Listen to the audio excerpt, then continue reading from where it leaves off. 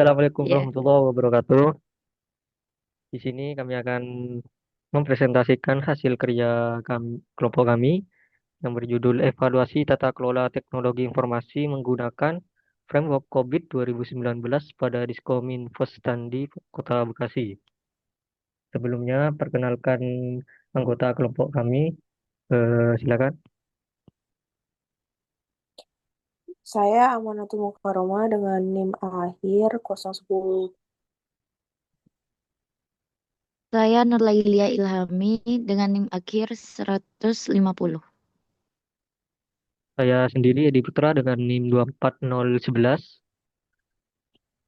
Dan saya Liatul Mukarromah NIM 24095.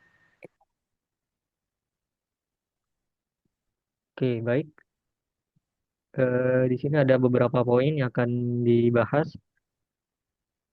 Ada sekitar 10, yaitu yang pertama memahami konteks dan strategi organisasi, yang kedua menentukan lingkup awal sistem tata kelola, yang ketiga memperbaiki lingkup sistem tata kelola, yang keempat pemilihan objektif objektif proses COVID 2019, yang kelima identifikasi kontrol objektif, dan yang keenam analisis capability level, yang ketujuh analisis as-isnya, serta yang kedelapan yaitu target to be-nya, dan kesembilan yaitu menganalisis gap-nya, dan yang terakhir yaitu rekomendasi.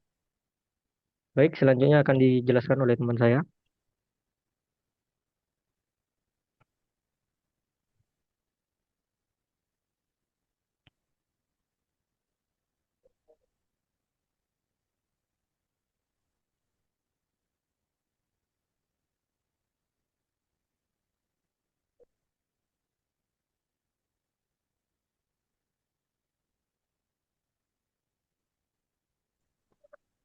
Baik, untuk penjelasan yang pertama yaitu memahami konteks dan strategi organisasi. Tahap ini adalah langkah awal dalam perancangan tata kelola TI berbasis COVID 2019, yang mana tujuannya adalah untuk memahami secara menyeluruh strategi organisasi, tujuan bisnis, profil risiko, serta isu TI yang mempengaruhi kinerja Diskominfo Standing. Meningkatkan penyelenggaraan layanan publik, komunikasi informasi secara elektronik, serta mendukung terwujudnya digital government yang baik. Realisasi enterprise goals yaitu memberikan layanan publik komunikasi dan informasi secara elektronik kepada perangkat daerah dan masyarakat. Yang kedua, mendukung digital government dan meningkatkan akuntabilitas kinerja dan kualitas layanan. Poin ketiga, profil resiko, risk profile. Ada dua poin juga, yaitu infrastruktur TI masih terbatas sehingga berdampak pada operasional dan reputasi. Yang kedua, risiko potensial terhadap kinerja operasional dan kelancaran layanan TI. Serta poin ketiga, isu terkait teknologi informasi INT-related issue, yaitu kurangnya maintenance aplikasi, membuat sistem rusak dan tidak digunakan. Yang kedua, kurangnya pengelolaan SDM TI, yaitu jumlah SDM terbatas dan skill kurang sesuai. Yang ketiga, kurangnya pemahaman keamanan informasi menyebabkan kebocoran data.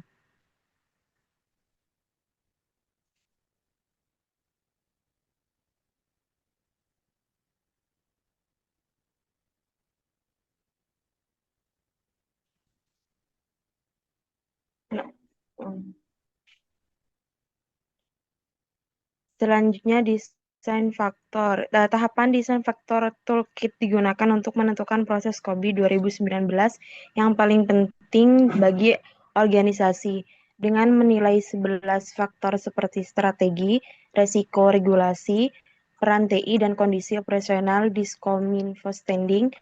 Diperoleh prioritas tata kelola yang harus diperbaiki.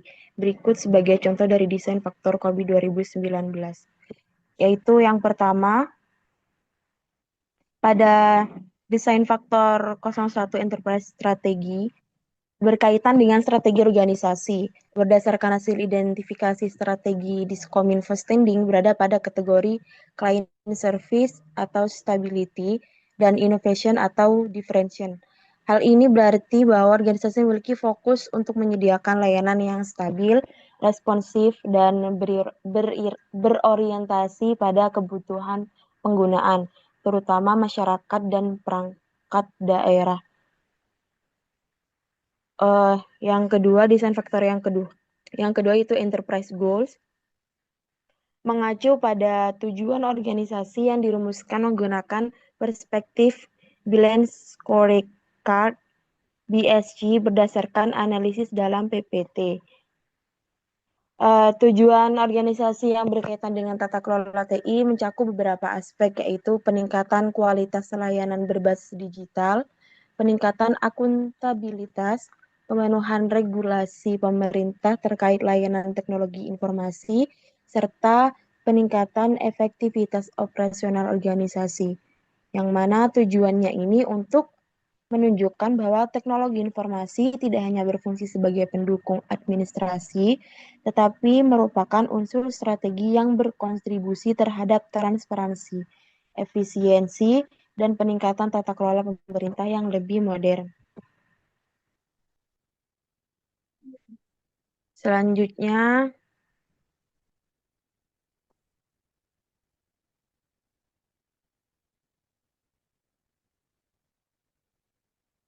desain faktor yang ketiga, risk profile, yaitu berfokus pada profil risiko teknologi informasi yang berpotensi mempengaruhi keberhasilan implementasi tata kelola TI. Yang mana berdasarkan data yang tersedia, terdapat beberapa kategori risiko yang mempengaruhi Diskominfo standing, yaitu risiko terkait pengambilan keputusan investasi TI, pengelolaan siklus proyek TI, biaya dan pengawasan implementasi TI, serta kompetensi sumber daya manusia. Beberapa contoh risiko yang teridentifikasi meliputi pemilihan aplikasi atau teknologi yang kurang sesuai kebutuhan organisasi, kurangnya dokumentasi proses, keterlambatan proyek TI, biaya operasional TI yang tidak terukur, serta rendahnya kesadaran dan kemampuan pegawai dalam keamanan informasi. Selanjutnya akan dijelaskan oleh rekan saya.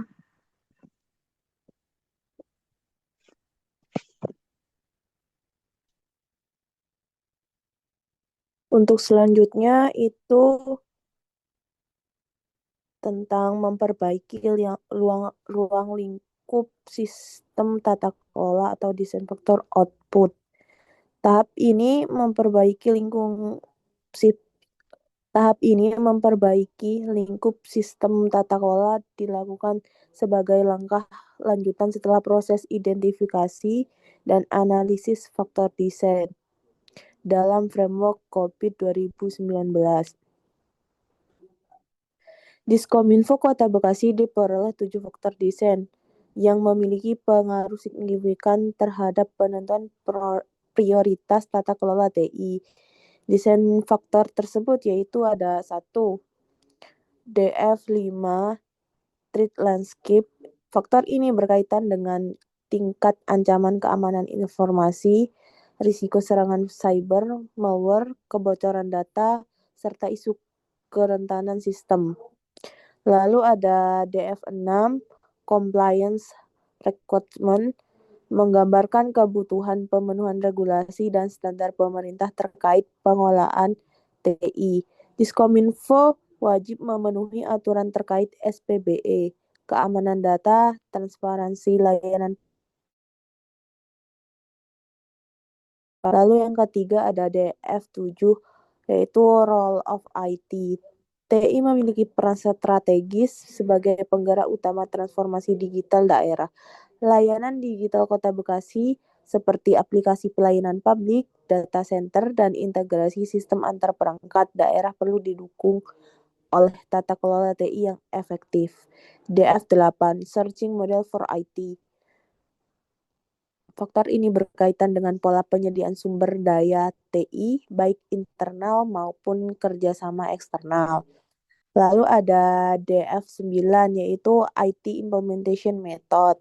menggambarkan pendekatan pengembangan dan implementasi solusi TI. Lalu ada DF10 yaitu teknologi adoption strategi, menggambarkan strategi organisasi dalam mengadopsi teknologi baru. Lalu ada DF11 enterprise size, ukuran organisasi dan kompleksitas struktur pemerintah Kota Bekasi menuntut pengelolaan TI yang lebih besar, yang lebih terstruktur karena skala layanan publik yang besar serta jumlah pengguna sistem yang tinggi. Lalu untuk selanjutnya yaitu pemilihan objektif proses COVID 2019.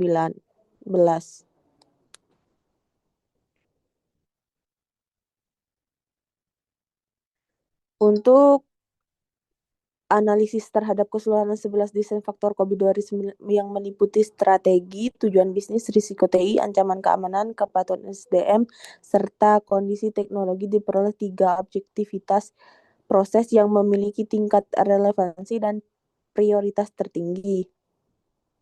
Adapun objektivitas proses yang terpilih adalah APO 04 atau Manage Innovation dan APO 07 Manage Human Research dan DSS 05 Manajemen Security Service. 1. APO 04 Manage Innovation yaitu berfokus pada pengelolaan inovasi teknologi informasi yang menghasilkan nilai tambah dan mendukung pengelolaan layanan digital. Untuk Key Management Practice dari APO 04 ada 5 subdomain yaitu APO 01 di mana ada pengelolaan kerangka kerja inovasi, APO 04.02 menciptakan dan menjaga lingkungan inovasi, dan APO 0403 menilai dan memilih peluang inovasi, APO 0404 mengelola implementasi inovasi teknologi, dan terakhir untuk APO 04 ada APO 0405 yaitu mengukur dan melaporkan manfaat inovasi. Lalu untuk APO 07 yaitu Manage Human Research itu berfokus pada pengelolaan SDM TI untuk memastikan tersedianya kompetensi, struktur tim, peran dan tanggung jawab yang sesuai dan dalam menjalankan tata kelola TI. Untuk Key Management Practice dari APO 07 ada APO 07.01 yaitu mengelola perancangan tenaga kerja TI. Untuk 02 ada pengelolaan struktur peran dan tanggung jawab. Ada 03 mengelola kompetensi dan pelatihan. Lalu 0,4 lalu ada APO 0704 itu mengelola kinerja dan penghargaan. Yang terakhir untuk APO 07 ada 0,05 mengelola hubungan dan keterlibatan tim. Untuk yang terakhir ada DSS 05 Manage Security Service yang dipilih karena berkaitan langsung dengan kebutuhan penguatan keamanan informasi, mitigasi risiko cyber, dan perlindungan data. Ada 5 Key Management Practice dari DSS 05. Ada 01 yaitu melindungi terhadap malware, 02 mengelola kerentanan keamanan, 03 yaitu mengelola identitas dan hak akses, 04 ada mengelola layanan keamanan, dan terakhir yaitu 05 mengawasi aktivitas keamanan dan peringatan insiden. Mungkin untuk selanjutnya bisa dijelaskan oleh teman saya.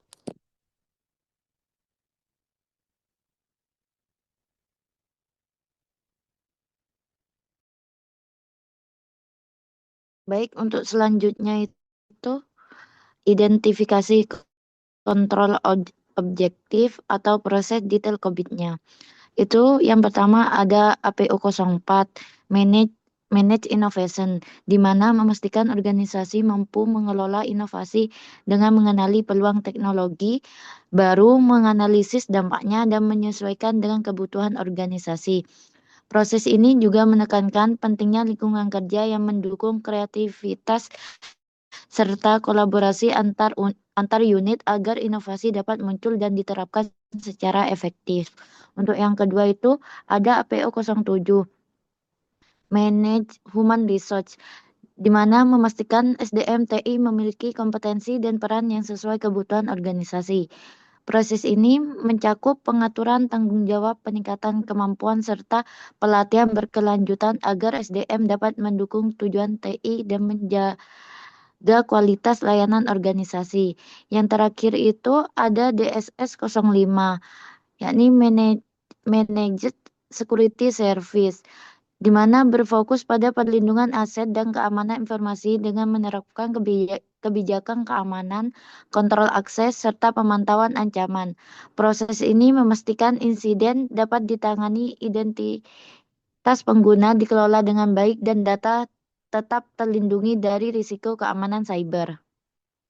Next.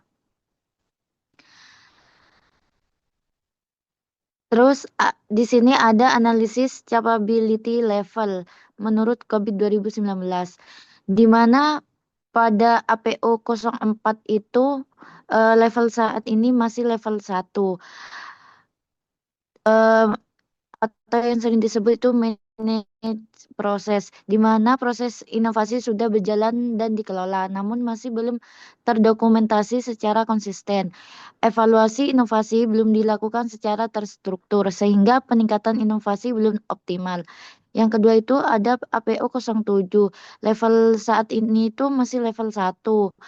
Pengelolaan SDM TI sudah ada, tetapi belum sepenuhnya terdokumentasi dan belum mengukur kompetensi secara rutin. Pengembangan kemampuan SDM juga belum dilakukan secara berkelanjutan. Yang ketiga itu ada DSS 05. Level saat ini masih level 1, di mana keamanan TI hanya dilakukan sebatas pemenuhan kebutuhan dasar tanpa dokumentasi formal. Pengendalian keamanan, pemantauan ancaman, serta manajemen insiden belum dilakukan secara terstandarisasi. Mungkin selanjutnya bisa dilanjutkan oleh teman saya.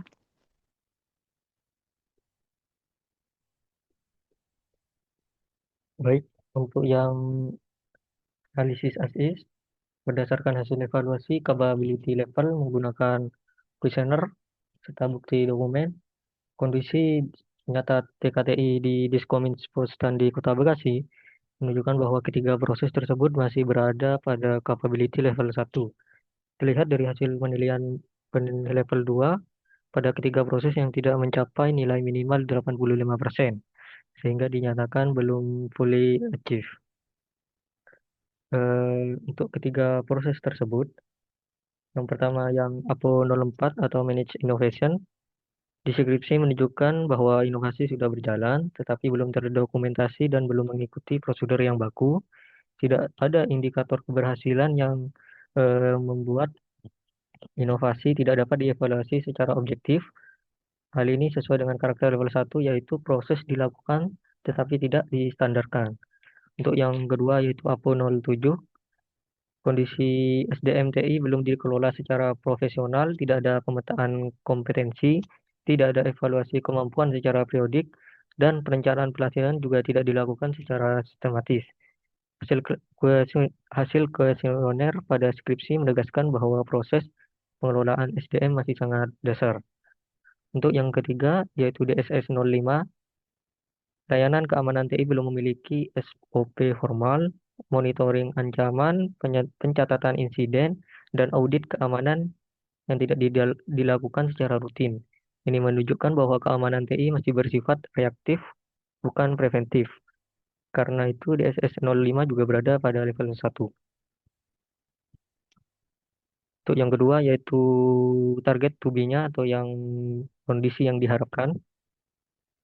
Berdasarkan hasil perancangan TKTI menggunakan COVID 2019, ketiga proses yang dievaluasi APO 04, APO 07, dan DSS 05 ditargetkan mencapai level 4.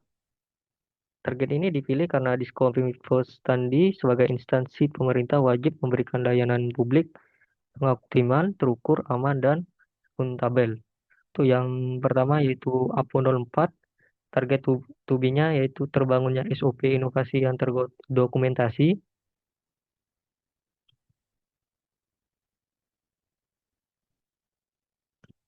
adanya indikator pengukuran inovasi, serta evaluasi rutin terhadap setiap program inovasi. Dengan begitu, inovasi tidak lagi berjalan spontan, tetapi mengikuti siklus yang teratur sesuai standar COVID 2019. Untuk yang kedua, yaitu APO 07, kondisi tubinya menekankan adanya peta kompetensi untuk seluruh SDM TI, penilaian kompetensi secara berkala, serta program pelatihan yang berkelanjutan. Selain itu, perlu ditetapkan KPI SDM agar kinerja dapat dipantau dan ditingkatkan secara terukur. Untuk yang terakhir, yaitu DSS 05, kondisi tubinya yaitu mencakup penyusunan SOP keamanan TI yang lengkap, penerapan monitoring keamanan otomatis, serta penanganan insiden secara terdokumentasi, dan audit keamanan berkala. Setiap aktivitas keamanan akan memiliki KPI untuk memastikan bahwa proses keamanan berjalan efektif. Untuk selanjutnya mungkin dilanjutkan oleh teman saya.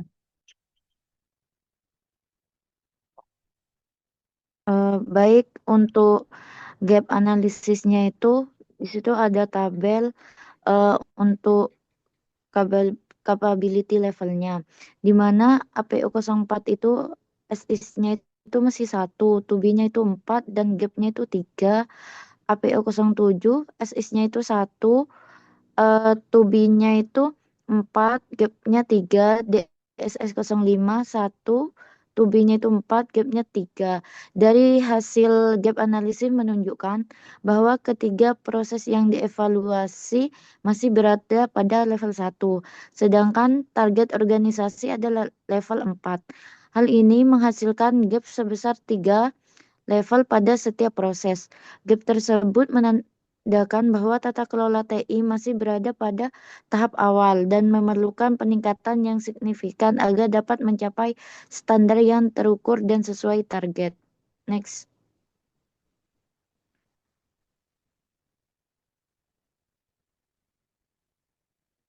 Untuk rekomendasinya itu, Diskominfo Standi harus memenuhi semua work produk yang belum tersedia untuk setiap proses APO 04, APO 07, DSS 05 agar mencapai evidence full activities melaksanakan rekomendasi yang diberikan pada tiap proses untuk meningkatkan level capability hingga target level 4, meningkatkan kualitas layanan publik atau digital government Bekasi.